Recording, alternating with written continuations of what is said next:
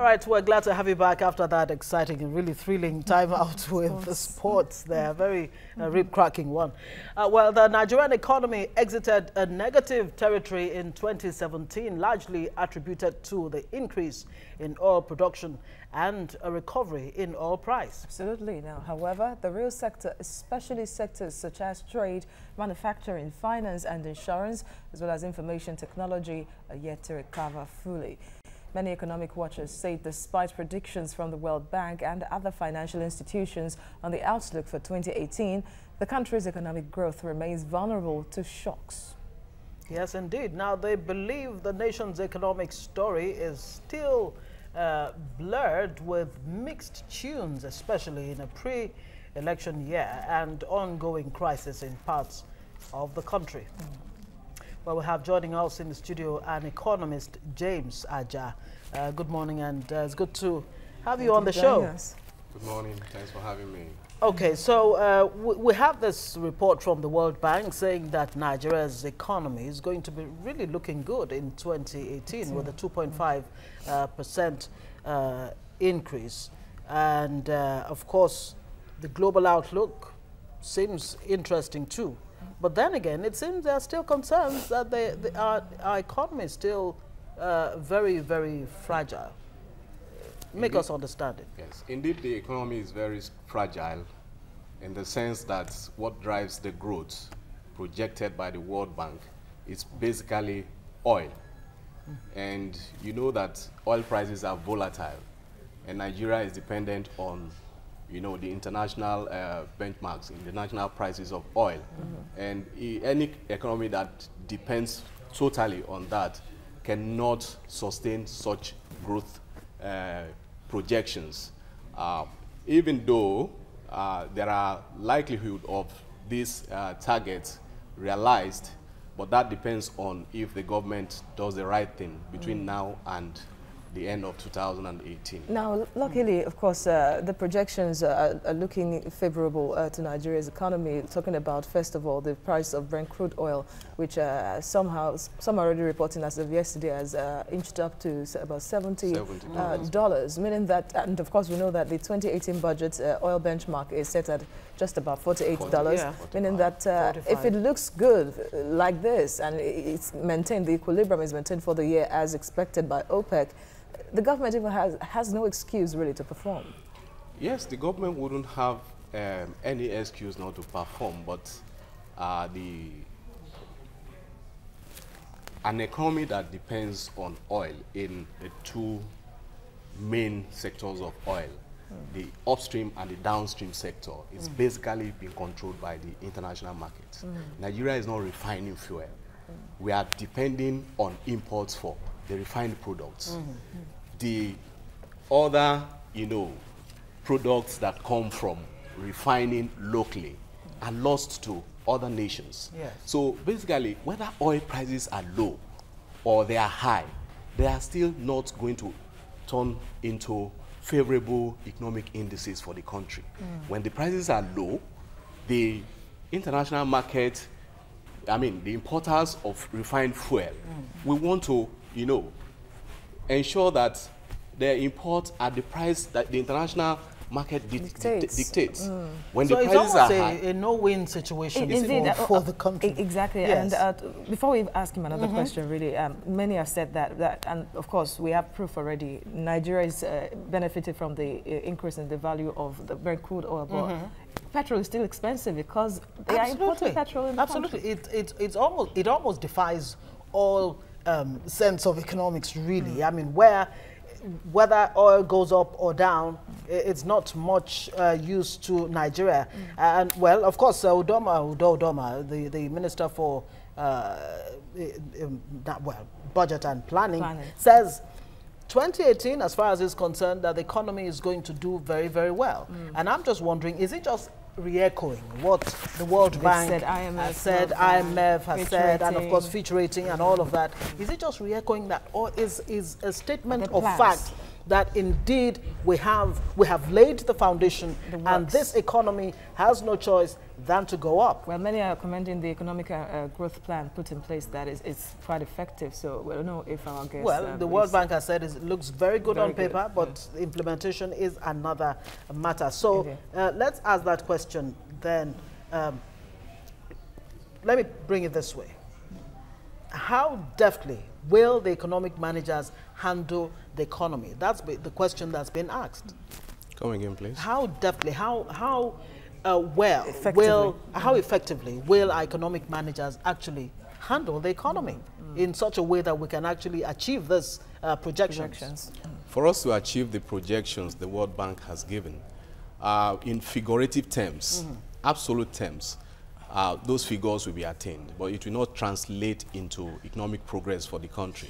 The reason is that, you know, the other sectors, the real sector, are not the drivers of this growth. Agriculture is just contributing minimally to the growth. But it has potential. Trade is not contributing to the growth. Manufacturing is not contributing to the growth. Banking and finance is not really contributing to the growth. Information and communication technology, the contributions are not massive. Let's look at agriculture. And IMF noted that it's it's growing in the country with the attention given to it. But unfortunately, there are some impediments against it. The herdsmen killings now that is growing almost on a daily basis. The poor rural infrastructure, rural to urban transportation, which renders some of these products useless before they get to the final destination. It brings to mind the yams exported, and before they got to where they were going, many already got spoiled. You see, that is the problem some of us have with the government agents in the country and the policy makers and those who implement the policies. You know, just like we are exporting raw oil and importing refined fuel, we are still back to the process of exporting raw yams. So we've not even learned so we've from not the even learned how to translate or transform the raw yam into finished products that can be stored, so that when people need them, when people would demand for them, they will easily access more them. Money for the country. Yeah. So, and you find out that the yams have a shelf lifespan. And before it even got to the destination, most of them were rotten.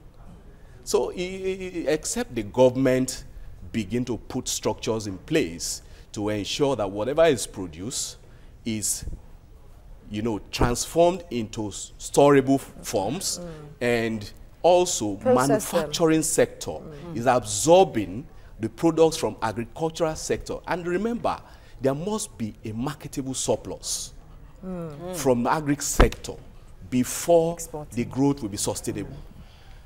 Already people don't have enough to eat. When you export yams become more expensive for the people. Absolutely. And so whatever gains we're making from exporting yams, for example, is lost. It's lost. Some analysts recently said that you know, many of Nigeria's economic or financial policies actually for the benefit of the banks and the international you know, foreign market. Do you agree with that? The banks are really the beneficiaries of the present economic situation, economic management in the country, because you discover that, you know, they just sit back, laid back in their offices and make huge profits. They hardly, you know, set up, you know, desks that would address the real sector needs. The banks are giving loans out at very exorbitant rates. The CBN itself is not helping matters. When you put the minimum, I mean the MPR, at 14%. No, tell me which company, which SME would be able to access loan now we hear that at 26. 14% is only just on paper. Is just the base for that, the rate at which CBN lends to the banks. To the banks. So by the time, and there is now, the bank has a window to increase up to about 25, 26%. Indeed. So which company, which SME would be able to borrow funds at that rate and will be able to finance their project and return profits?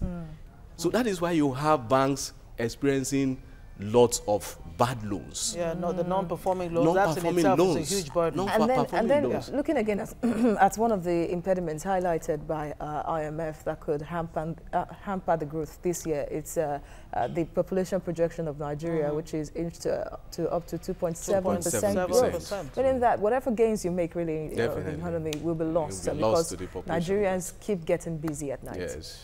Who tells you it's only at night? Before growth in GDP can translate into development, the GDP growth rate has to triple the population growth rate.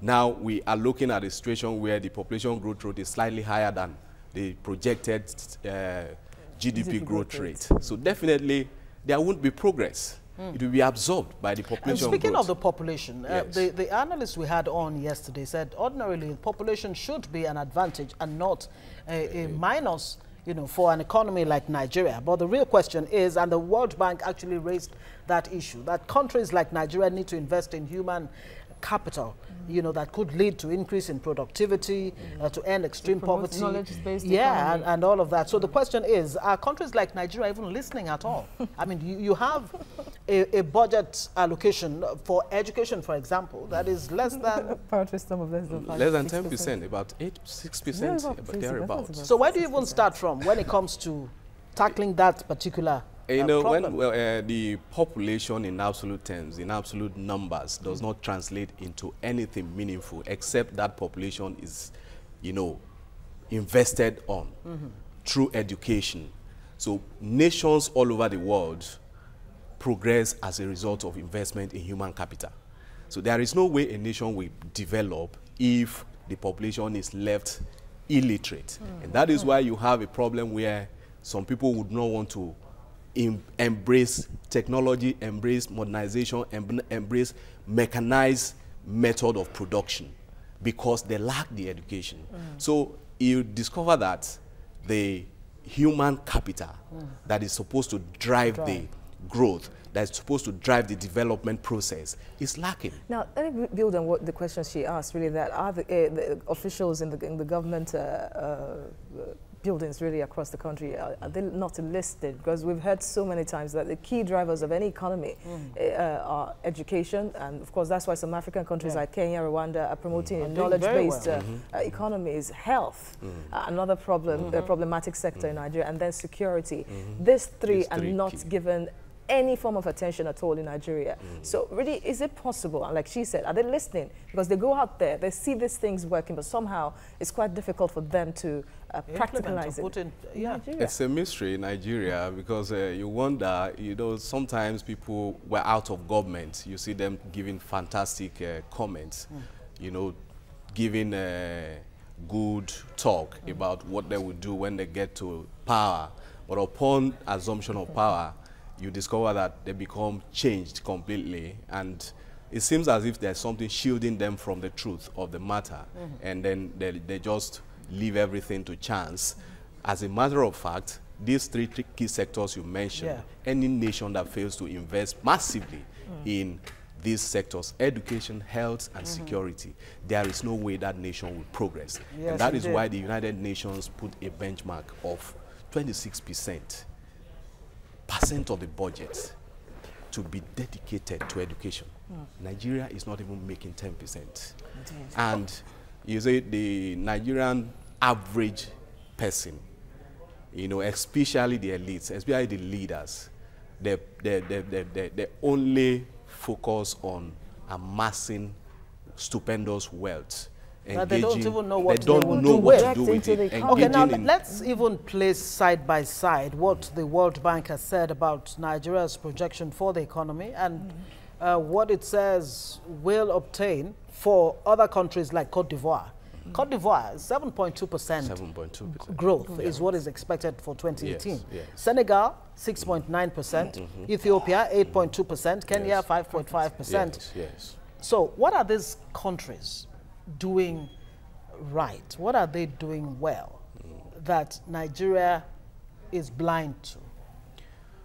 It's, you know, Nigerians' growth is a volatile one in the sense that what drives the growth is not, you know, the base, is not the economic base of the country. It is something that hinges on the international market.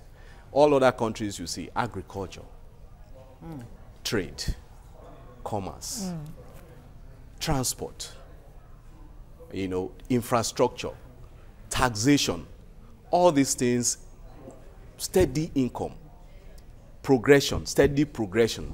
Not as if when oil prices are down, the entire GDP is down. Exactly. When oil prices are high, you see it going up.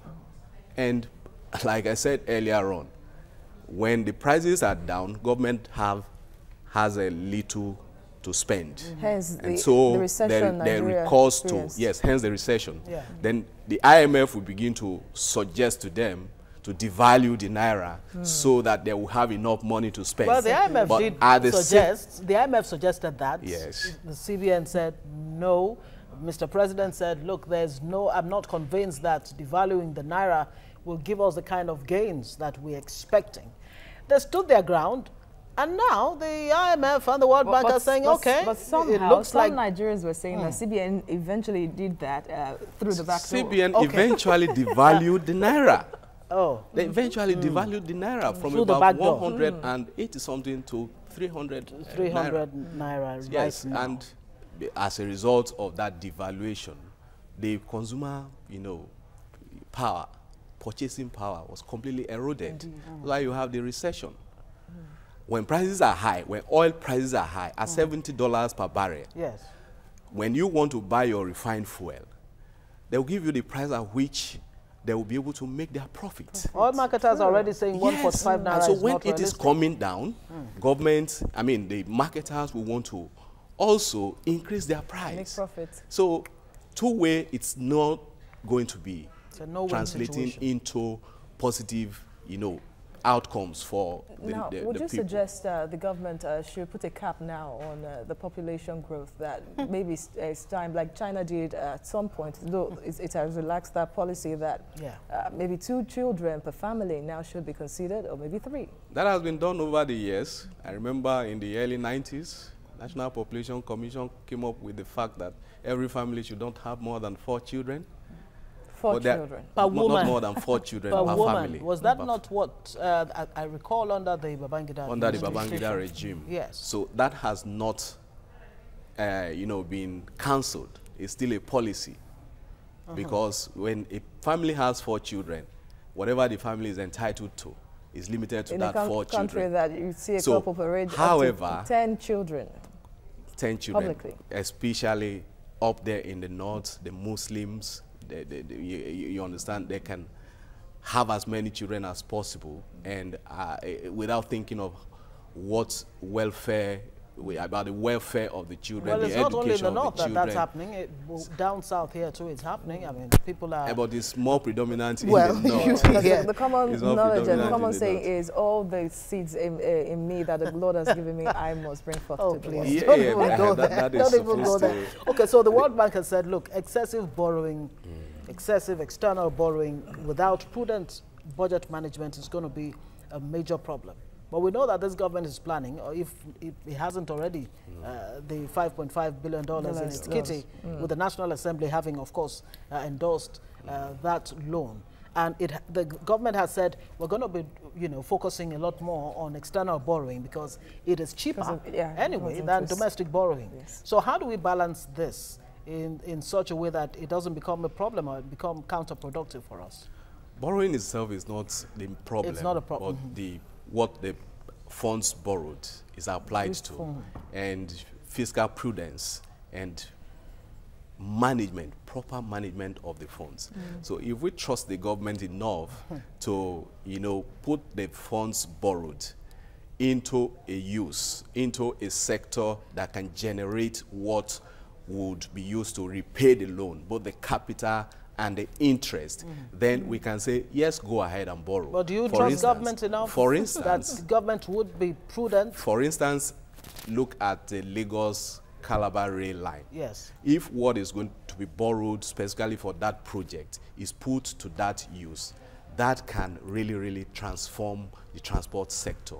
Haulage, you know, movement of goods and Cargo, services, especially. people, you know, Yeah. mass transit, and it will boost the economy, and government will not have problem repaying the loan. Now, there is also this problem highlighted by IMF that there is this common trend among the state government and even the federal government of pegging so much percentage for recurrent expenditure every year at the detriment of capital expenditure. And of course, to prove IMF right, the 2018 budget has about 70% for recurrent expenditure. So how do you really drive growth in such country? That is why the private sector has to really be empowered, because the government are greedy. Government, I mean, politicians are really greedy, because if you look at what a senator and a member of House of Representatives earn and compare it with what the minimum wage is, the disparity is so wide, so massive. While the member of parliament is earning the highest in the world, the minimum wage is the lowest in the world.